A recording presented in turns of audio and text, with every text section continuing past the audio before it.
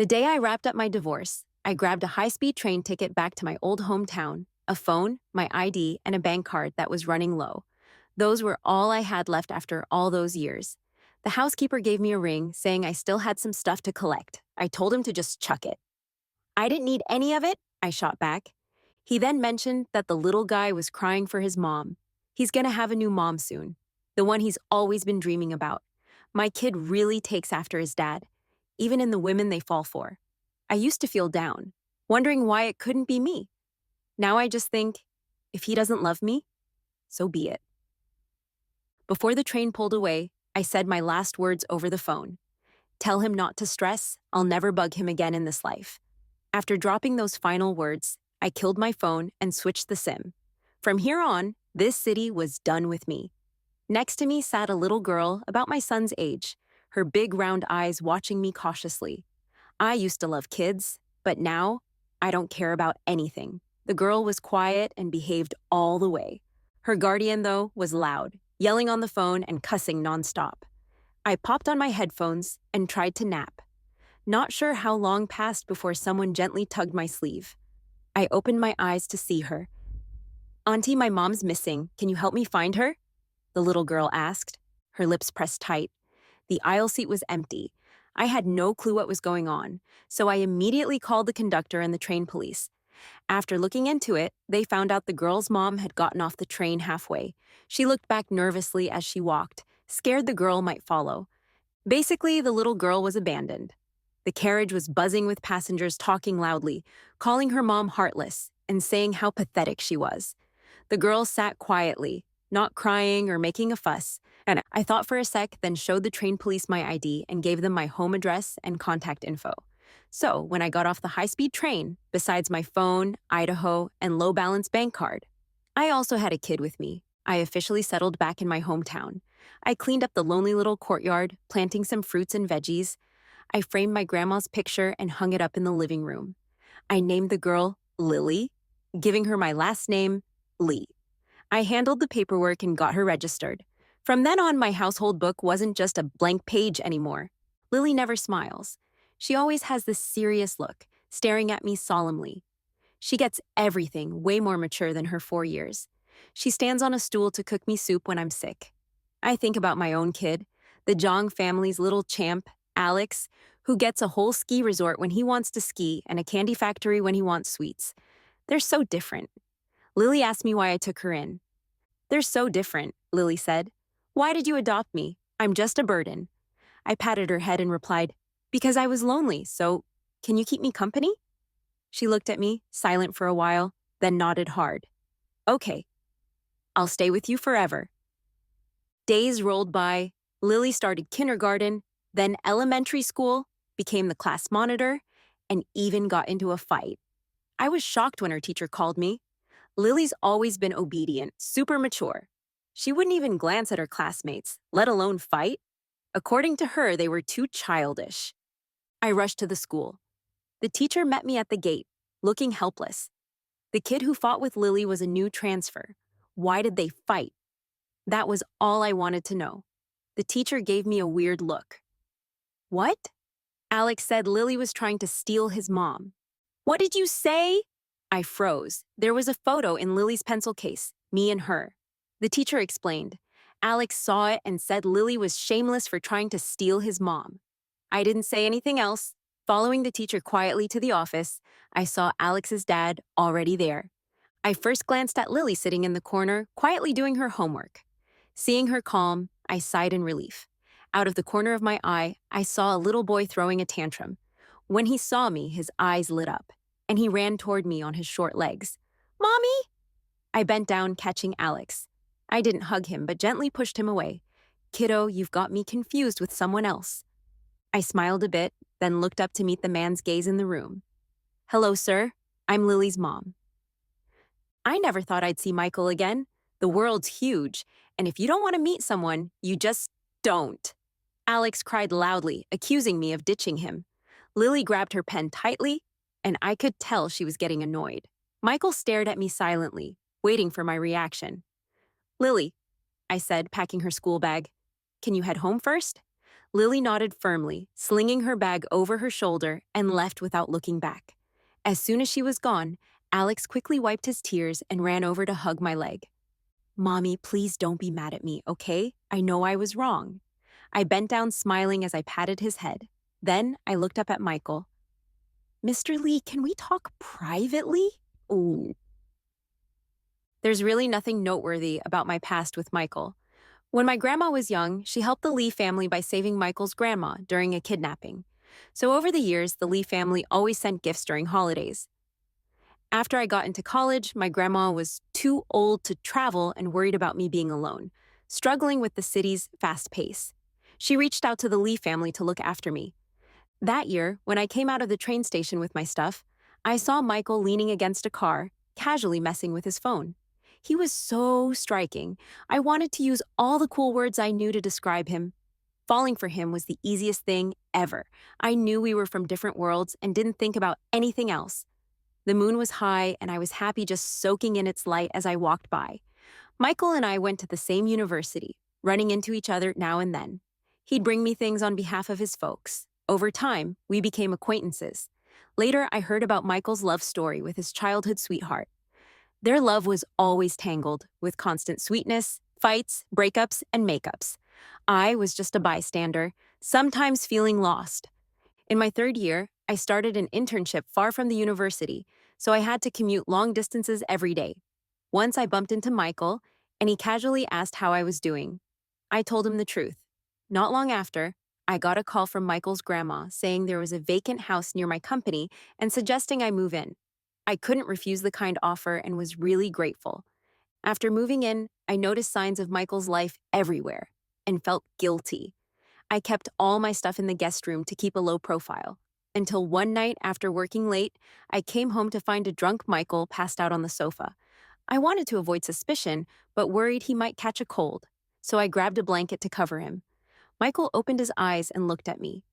I thought he was going to ask why I was in his house. Instead, he pinned me down, and we made a terrible mistake. Nowadays, I don't really remember much about that chaotic night. The body has a way of protecting itself. Sometimes, when things are too painful, they just fade away. In my life so far, I've only been with one person once, and he called out someone else's name. Thinking back, Michael has only ever called me by my name once. The day we first met at the train station, he looked me up and down and said, "Emma?" "Yes, I am." If life was meant to be like that first moment, why would the autumn wind bring sadness to the painted scene? The campus was quiet after classes. Michael and I stood at the end of the corridor, a vibrant green backdrop behind us. "Didn't you want to talk privately?" Michael asked. "Say what you need to since you started it." I didn't hesitate. "What have you been telling Alex these past few years?" "What? We've been divorced for 4 years. In these 4 years, I've kept my promise not to show up and have been sending child support to your account every month on time." Kids don't remember much. Besides, Alex never liked me as his real mom. If no one kept reminding him, he wouldn't even remember me, let alone have feelings for me. Michael turned his head away. "I haven't said anything to him. It's his grandma who's been reminding him." "Then why the transfer? He's been begging to find you." Michael paused. "I couldn't stop him." Of course, Alex is the apple of the Lee family's eye. Whatever he wants, he gets. Even Michael has no boundaries when it comes to Alex. I looked down, quietly thinking. After a while, I smiled. It's fine. Once his expectations are crushed, he'll naturally want to go back. I've never been a likable person. Once Alex spends enough time with me, he'll realize his memories have idealized me. In reality, I'm still the unlikable, annoying real mom who'll only bring him down. After moving back to my hometown, I opened a small diner to make ends meet. Since I couldn't handle it alone, I kept the number of customers low, slowly building it up. It became popular and a trendy spot among tourists. At 18, I wanted to be a successful woman making millions a year, so I studied computer science. By 28, I only wanted to guard the small diner of less than 100 square meters and quietly spend the rest of my life. Since the transfer, Alex would be brought to my diner by a driver every day after school. He's a smart kid who only showed his bratty side on our first reunion day. Michael rarely showed up. Most of the time, the driver was with Alex. I didn't get what the Lee family was thinking. They valued Alex so much, yet they trusted him alone in this remote small town. I didn't kick him out. He was the only blood relative I had left in this world. I once stayed awake for 3 days straight to take care of him when he had a high fever. I once made toys for him by hand, injuring my hands in the process.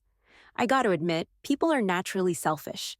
When I did those things for him, I didn't expect anything back. But after all my efforts, I was kinda hurt by his disdain, aversion, and dislike. When he was little, he was super attached to me. He needed me to sleep, and he needed me to carry him when we went out. I relied on his dependence on me to endure countless cold stares and grievances from the Lee family, but as he started to develop his own will, learn to walk, and learn to say no, he gradually stopped liking me because I'd stop him from eating too much candy and sternly scold him when he was naughty.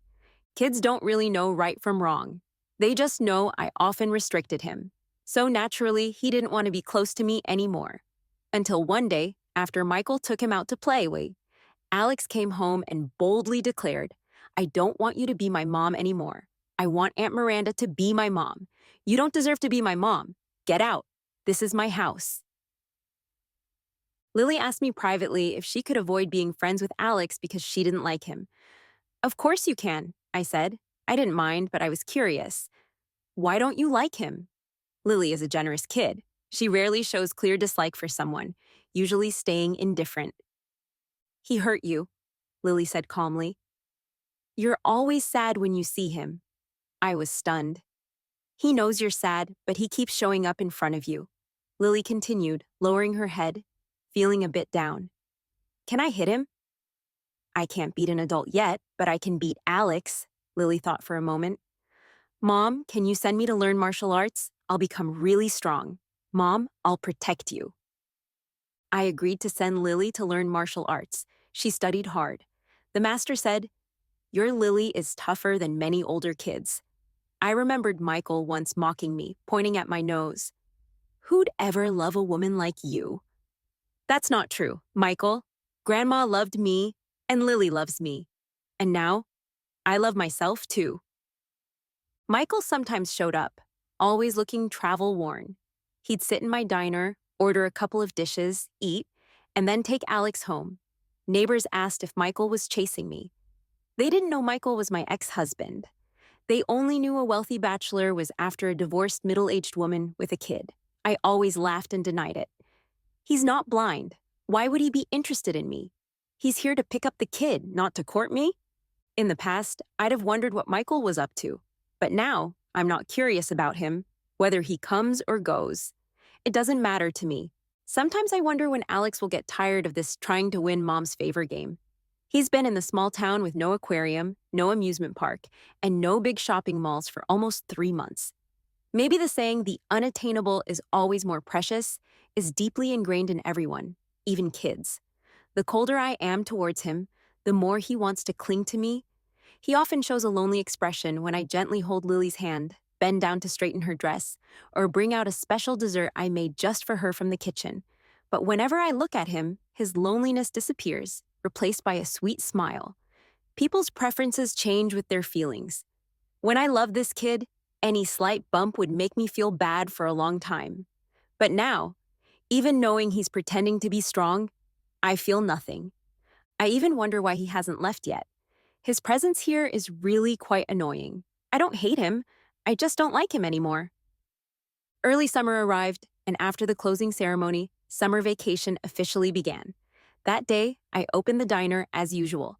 By the time I closed in the evening, Alex still hadn't shown up. I assumed he'd finally tired of the boring game and decided to return to his life as a privileged young master. But when I got home that evening, I found him holding a delicate cake box, sitting obediently on the steps of the small courtyard. Michael was with him, carrying several gift bags. Their striking looks drew amazed glances from passers-by, but they were focused solely on what was in front of them. "Dad, when will Mom be back?" "Soon. We came to celebrate her birthday and brought lots of gifts. Will Mom be happy?" Hearing this, Alex pressed his lips together and smiled with anticipation. He was dressed in a formal little suit, specially groomed, but the weather was hot, and maybe he'd waited too long, as there were beads of sweat on his forehead. Or maybe it wasn't the heat. but his excitement. I stopped a short distance away. Lily, however, didn't slow down at all. She walked straight to the father and son, speaking crisply. "You're mistaken. Mom's birthday isn't today. You're lying." Alex rarely confronted Lily directly anymore. He knew I adored Lily and didn't want to upset me, so he usually tried to avoid interacting with her. But now he stood up fiercely, loudly retorting, "Mom's birthday is today. She and I share the same birthday. I wouldn't get it wrong." Michael saw me and also stood up. He didn't speak, but there was a hint of expectation on his face. "Emma," he called my name, awkward and unfamiliar. "Happy birthday!" I walked over, pulling out my keys and unlocking the small courtyard gate while calmly looking at him. "I forgot to tell you, I've changed my birthday." After thinking for a moment, I added, "But this kind of trivial stuff shouldn't matter to you, right?" I used to love celebrating my birthday. Grandma was a little old lady who loved ceremonies. Every year on my birthday, she'd set up a big table of dishes, a beautiful cake, and a delicate gift. It was just the two of us at home. But it never felt lonely. She wasn't in the best health and couldn't travel far. But after I went to college and couldn't be home for my birthday, she'd always fly across the country to be with me, blowing out candles and eating cake. When Grandma was alive, I was never lonely. That year, on my birthday, Grandma flew over as usual. I was in the late stages of my pregnancy with Alex. I didn't want Grandma to worry, so I hid all my discomforts and lied, saying Michael was really caring. But in reality, Michael hardly ever looked at me, even though we lived under the same roof. He treated me like I was invisible. At the time, I understood him. What happened between us that night was a mistake. I even thought that since Michael was drunk, I could sneak away once it was over. If I didn't say anything, no one would know. But what actually happened was that Michael tormented me the entire night. Before I could gather the strength to leave, the door was opened by Michael's grandma, who had come to visit me. She brought me chicken soup, knowing I'd been working hard, so things spiraled out of control and there was no turning back. Michael's grandma wasn't interested in young people's emotional drama. She only knew that Michael had messed up my reputation and had to take responsibility. She didn't care if Michael had a lover, if the Lee family was happy with me as a daughter-in-law, or if I wanted to marry Michael. She only cared about not wronging me or my grandma. "Emma, I've told your grandma about you and Michael. She's not in good health, and you don't want her to worry about you, right? I can tell you have feelings for Michael. You're a good kid. I know you don't want to ruin Michael and Miranda's relationship, but what's done is done. Miranda can't tolerate any flaws in her relationship with Michael, so they have no future together. But you and Michael have endless possibilities. Don't you want to give it a try?" I had to admit for a moment I was tempted, but before I could decide, I found out I was pregnant. The symptoms were severe, impossible to hide, so I had no way out. I had to grit my teeth, endure Michael's hateful looks, and start a marriage destined to be unhappy. Sometimes I hated my own deep-seated tendency to compromise. I had to act happy and sweet in front of the elders and indifferent in front of Michael. But in truth, I wasn't happy. I was in pain. Morning sickness was painful. Swelling was painful. Cramps were painful. Being despised by the Lee family was painful. Being hated by Michael was painful. Being mocked by Miranda was painful. I endured it all and faced another birthday. Grandma was very happy. She not only prepared a gift for me, but also for her future grandchild. She said she wasn't leaving this time and would stay until I gave birth and finished my postpartum period. But Grandma didn't get to see Alex born. On my birthday, I took her out for dinner. She saw Michael and Miranda holding hands and kissing sweetly. Then she had a heart attack and ended up in the hospital. My resentment toward Michael probably started around that time. I wasn't the one who made a mistake. I was the biggest victim, so why did I have to bear all the consequences? As soon as Grandma was sent to the hospital, she was taken to the emergency room not long after the Lee family arrived. Michael's grandma slapped him hard in front of me, but I didn't want to stop her. I just stared at the surgery room, hoping the doctor would bring good news. But it wasn't long before the light in the surgery room went out. The doctor came out and regretfully told me to say goodbye to Grandma. How ridiculous to say goodbye. My grandma, just an hour ago, was smiling and holding my hand, saying she had personally made soft clothes for her good grandson. And now, I had to say goodbye? Michael's grandma cried miserably, repeatedly saying she was sorry to me and to Grandma. I couldn't hear anything. I was just in a daze, gripping Grandma's hand tightly, scared that if I let go, I'd never touch her again. I know you're not happy in your marriage. You just don't want me to worry. So you say nothing?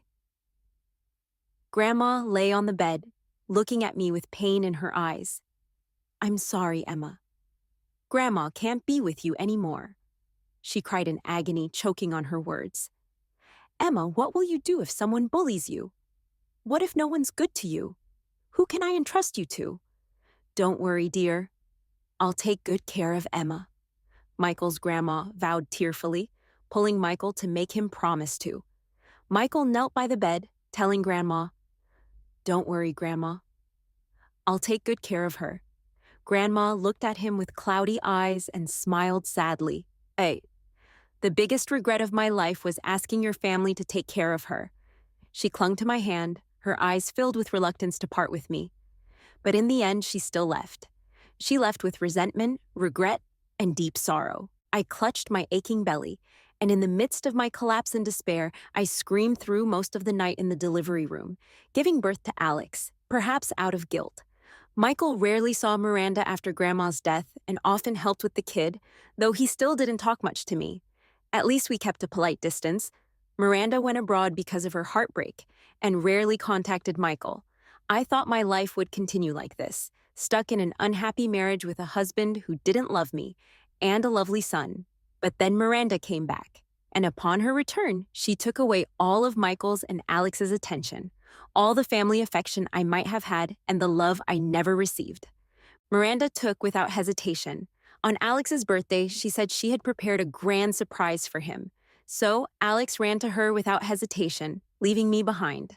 Michael said that Miranda still didn't like me, so he wouldn't take me along. He promised to bring Alex back before sunset to celebrate my birthday with me. But that day, they didn't return until after midnight. Michael called and said Alex was too tired from playing and had fallen asleep. He didn't want to wake him, so they stayed out. In the silent night, I sat by the window for a long, long time. I thought of Grandma's last words, holding my hand and asking what I would do if no one treated me well. Grandma, I don't like celebrating my birthday anymore. Out of courtesy, I let the father and son in and poured them some water. Lily took the calendar from the cabinet and pointed to a date circled in red. This is Mom's birthday. Alex looked at me uneasily, his eyes wet, wanting to speak, but not daring to. They really were alike, father and son, from appearance to behavior. It seemed like I only provided the womb because there wasn't a trace of resemblance to me and Alex. Michael piled the gifts in an empty corner. This time it was my oversight. Next time, there's no need to prepare these. I interrupted. No need to come next time either. Michael's back stiffened, and after a long pause, he turned around. Sorry, can we talk privately? How rare it was for these words to come from his mouth. I made sweet drinks for the two little ones, turned on the TV to the children's channel, and then led Michael to the pavilion in the yard. This place is beautiful, Michael said somewhat awkwardly.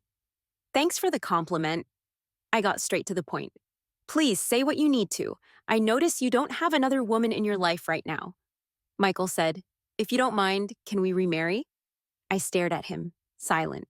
Michael awkwardly averted his gaze. I just think we should give the kid a complete family. Alex has changed a lot recently. He's not as willful and spoiled as before. So, aren't you married to Miss Miranda? Michael was stunned. Back then, everyone told me she was the right wife for you, Alex's mom. Although you never directly said it, I assumed you agreed. So I took the initiative to step aside. What? You didn't end up together?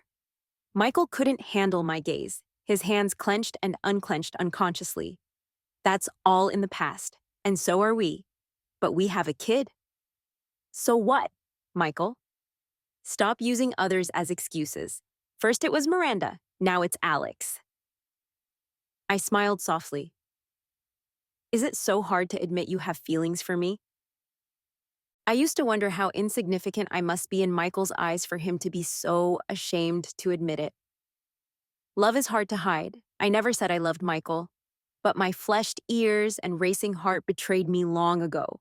Our marriage lasted 4 years. I might have a tendency to please others. But if he had never given me a shred of hope, I wouldn't have lasted 4 years. I don't know when he started to like me or how much he liked me. I just inherited the habits of my grandma's generation.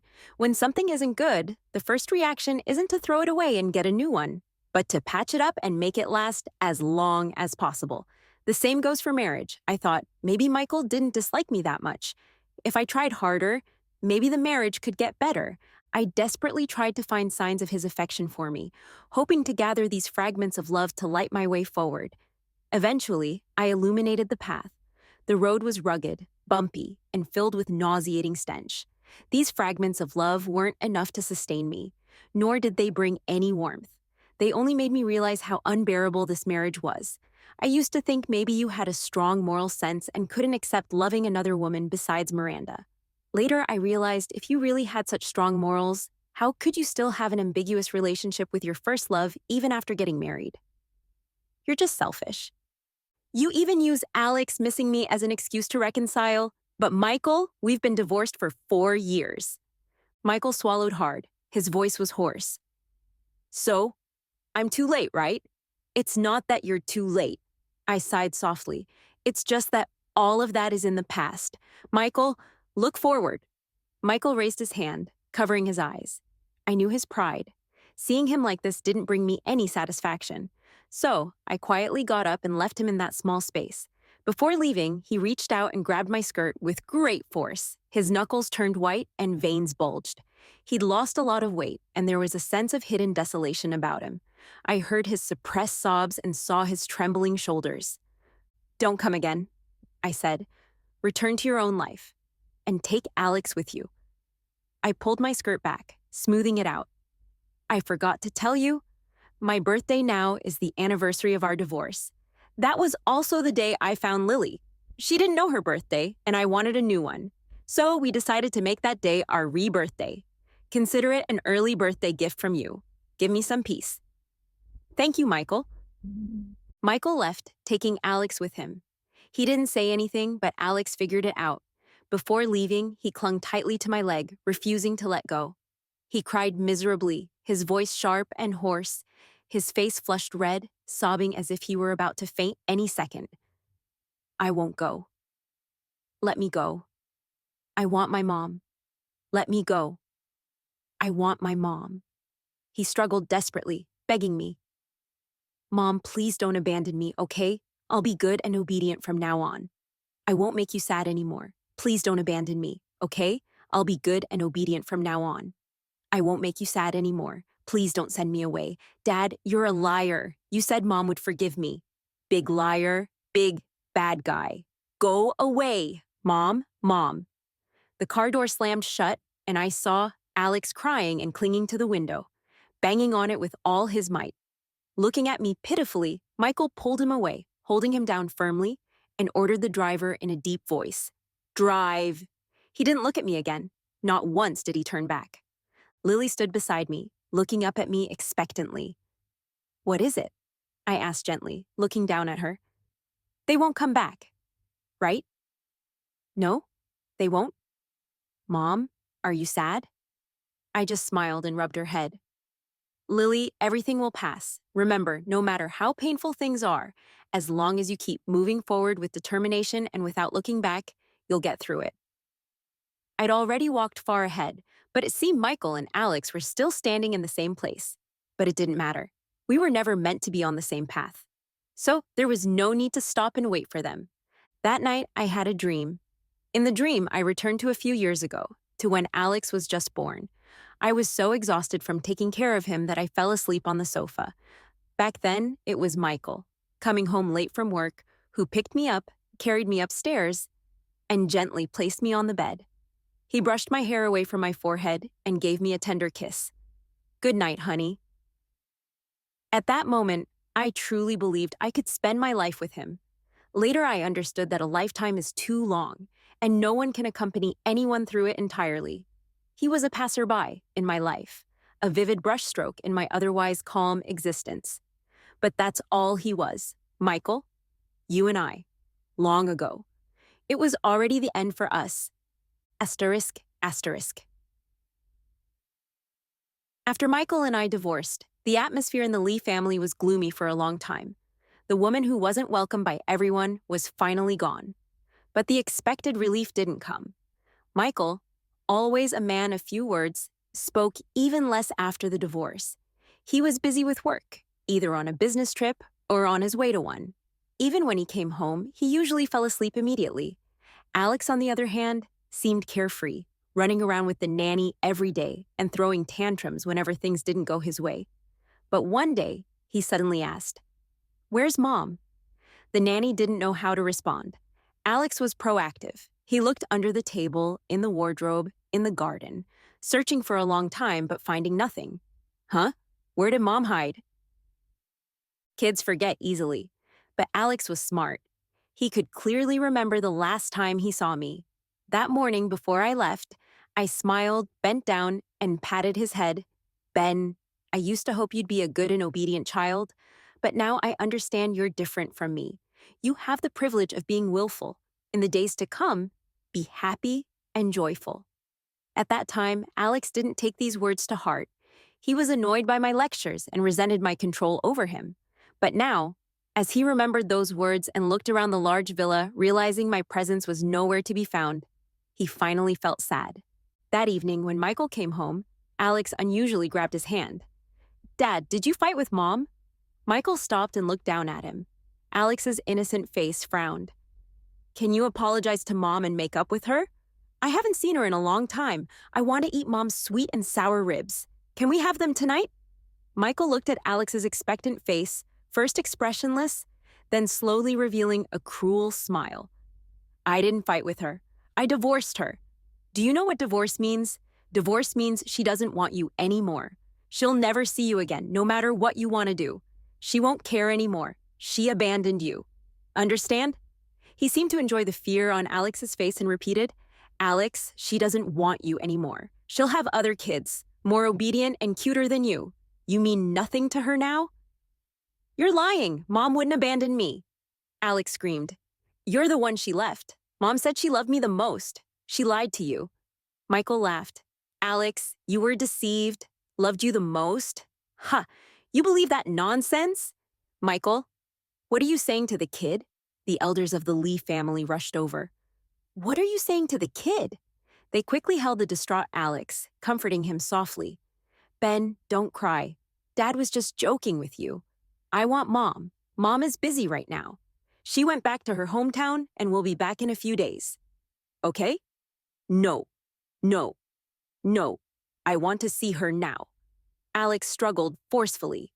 Michael despised Alex's willfulness the most.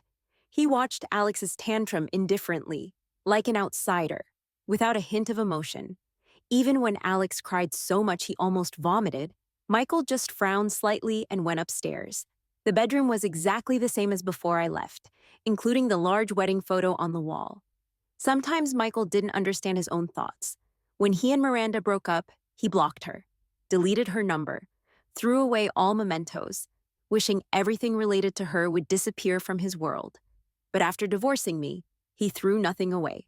As if throwing things away meant losing, he tried hard to keep his emotions stable. To prove that my departure didn't affect him at all, he thought it was just a woman he didn't love. Divorce was supposed to be a relief. Half a year after the divorce, Miranda asked him if he wanted to get married. Michael was silent for a while and then said, "Forget it. Alex was still causing a fuss looking for her a few days ago. If I marry you, he'd probably throw a huge tantrum." Miranda looked into his eyes and asked, "Are you really not marrying me just because of Alex? What else?" Miranda laughed, a hint of mockery in her tone.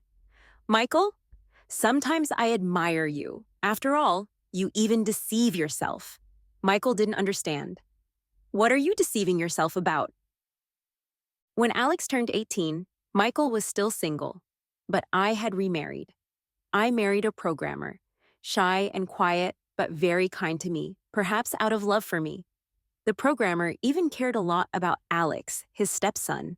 On the wedding day, Alex attended the ceremony. When he came back to the dinner table, he mentioned to Michael that the atmosphere at the wedding was really nice. Not many guests, but very lively. Michael just silently chewed his food, not even bothering to glance at him. This was the usual way we interacted. There wasn't much affection or conversation between us, just the polite but distant relationship typical of a wealthy family. So Alex didn't know that Michael also attended the wedding that day. Not only did he go, but he also gave a red envelope. Inside was a bank card. I didn't take it. Keep it. I know you don't need this, but it's just a little gesture from me. I can't give you anything else. I shook my head. You don't need to give me anything. I wore a simple dress, not as grand as my wedding to Michael, but my smile was much more genuine. Michael looked at me once and then looked away. He was afraid that if he looked any longer, he'd break down in tears and beg me not to get married. The dressing room was very quiet. Someone knocked on the door. Is the bride ready? It's time to go on stage. Ready. I stood up and asked Michael, Alex is outside. Why don't you join us for a meal before you leave? No, Michael shook his head, stood up, and walked to the door first. With his hand on the door handle, Michael suddenly spoke. By the way, there's something I've never told you. I used to be jealous of Alex and Grandma. I was surprised. What did you say? Everyone said you loved me deeply, but I always felt that in your heart, Grandma was more important than me. Michael's tone was calm. So I was always unhappy. Then Alex was born. No matter what we were doing, as soon as Alex cried, I ceased to exist in your eyes. So I always disliked Alex. Maybe subconsciously, I always wanted all your attention. Michael laughed self-deprecatingly. Too bad I wasn't that lucky, so I lost what I originally had to, and I wasn't drunk that night. I was very clear-headed. Michael finally turned around and looked at me. If you're ever unhappy in the future, come to me anytime. But if you're happy, don't tell me. You know, I'm not a good person. Seeing your happiness not involving me, I'd want to ruin it. From the first day the programmer appeared by my side, Michael knew. The desire to destroy instantly broke free, like an ugly reptile lurking in the shadows, plotting to ruin my second chance at happiness. But my smile was so beautiful. I looked genuinely happy. Not witnessing my wedding was the greatest blessing Michael could give. Is it sad? Yes, it's sad. Is it regrettable? Yes, it's regrettable. But no matter how sad or regretful, in this lifetime, he and I are over. Michael thought of the year he first met me. He was reluctant to pick up the country bumpkin sent by his grandma. Just a second before seeing me, he was complaining to his friends on his phone, but when he looked up and saw me, he almost stopped breathing. I was like a cool breeze, sweeping away all the summer heat, leaving only the sound of cicadas and the dappled sunlight through the trees. The attraction was instant. He did many things he couldn't understand, his eyes unconsciously following me in every moment of life. By the time he realized it, there was no turning back for us. He watched as the sunlight on me gradually faded, shadows growing larger. At that time, he really thought I'd stay by his side for life. In a daze, Michael seemed to dream. In the dream, he returned to our wedding day. The officiant held the microphone and asked him, "Do you, Mr. Michael, take Miss Emma to be your wife?" He heard his own answer, "I do."